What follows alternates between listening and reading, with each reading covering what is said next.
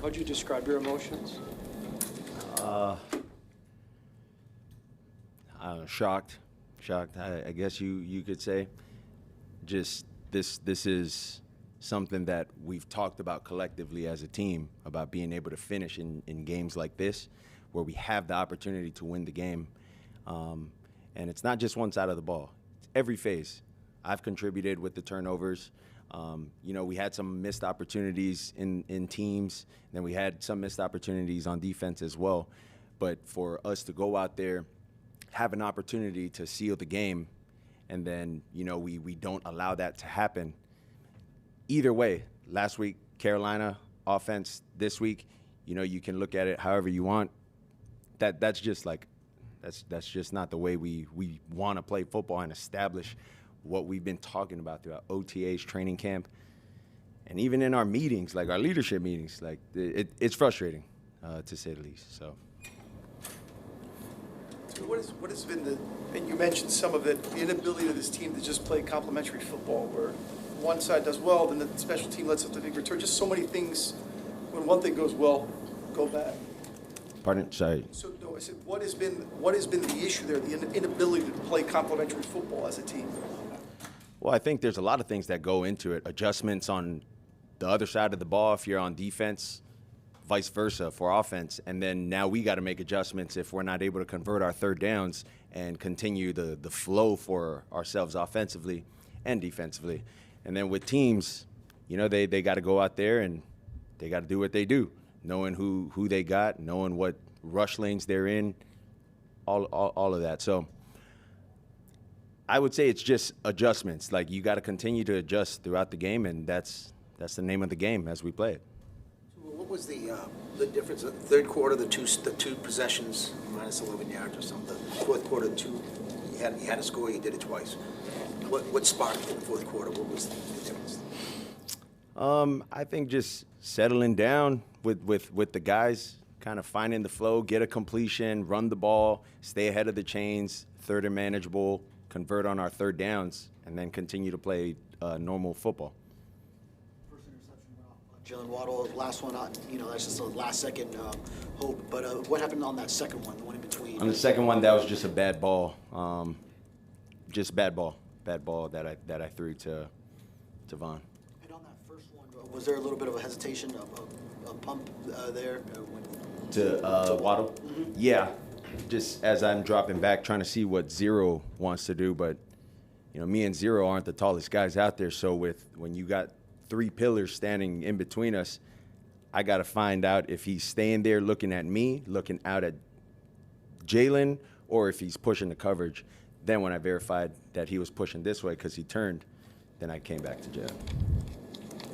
Tua, last week you said this feeling sucks. Today you're saying it's shock. Where does this team go from here now that you guys are 1-5 on the season? Well, the only place we can go is next week. We talk about figuring this out. We talk about getting it together collectively. What are the problems? What are the issues? And are they getting fixed? Are they not getting fixed? Why are they not getting fixed? Or if they're fixed, how are we not allowing it to happen again? Things of that nature. So we got to look at the film again. We got to see where we can go. I contributed to a lot of that as well with the 3 turnovers. You can't do that and expect to win games.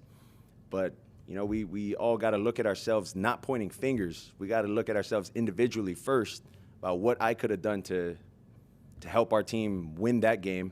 And then we can come together and we can talk about, all right, we need this group to do this better or whatever. But that's why I say it's frustrating. Mike's message to you guys collectively as a team here in the locker room after this? We got to continue to stay together. Everyone's going to want to say what they want to say, but we got to continue to stay together. And Jordan Brooks shared a Bible verse with us as well, and I thought it was super dope about a brother being born for adversity. We're in adversity right now. And he's talking about, like, this is what this is about. Although we can't see the picture of what God's plan is for us as a football team, where we're at right now, we continue to be grateful for where we're at, but not content. Grateful but not content. We got to continue to strive to get better and do things a different way. It has to be different. It has to be different. Can't do the same things expecting that, all right, we're going to get a different result. Darren Waller scored his 4th touchdown in 3 games. Could you talk about what he's meant to you and this offense? He's a baller. D-Wall, he's a baller. The ball finds him every time in the end zone. And the relationship I have with him is the relationship I have with a lot of the guys. It's just the connection. He's just so much bigger and allows, for me to see him a lot earlier in my peripheral, whereas I got to kind of look at guys then confirm areas for them. So with D-Wall, he's just a ball hawk, He finds the ball in the end zone. When you threw that touchdown to him, 46 seconds left, did you think you had done it, or did you look up at the clock, the guy who was on the other side, and think, there's a shot here? No, it's the NFL. The only thing, my job there was to score, literally. If not, we would have lost the game.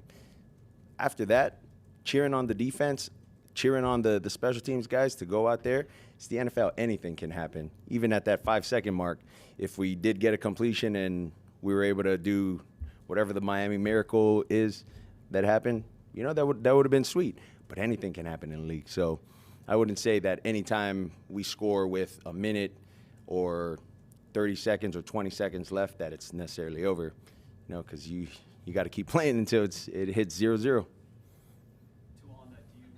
Think with Mike moving forward, you guys have conversations like, hey, maybe we try to score with 15 seconds left, get a little run play in, just to manage that clock a little bit better? Or how do you work that? Well, I don't think you work it necessarily in that sense that way, only because the way they were using their timeouts.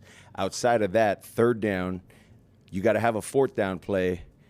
There's just a lot of logistics that go into that. But then that's where you have faith in your defense. You got your defense. You also got your special teams guys going out there. You allow them to play the game as well. How do you keep this team from taking a woe is me mentality towards what's going on with you guys?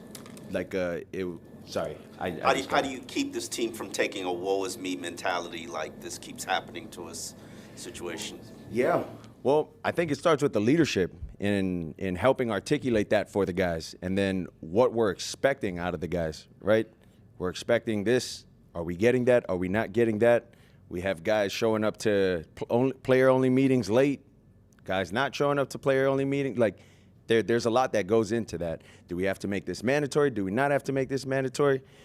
So it's a lot of things of that nature that we got to get cleaned up, and it starts with the little things like that. To be clear, you're saying some players were late or missed? Late, yeah. Thank you. Mm-hmm. Thanks, guys. Thanks. Thanks. you.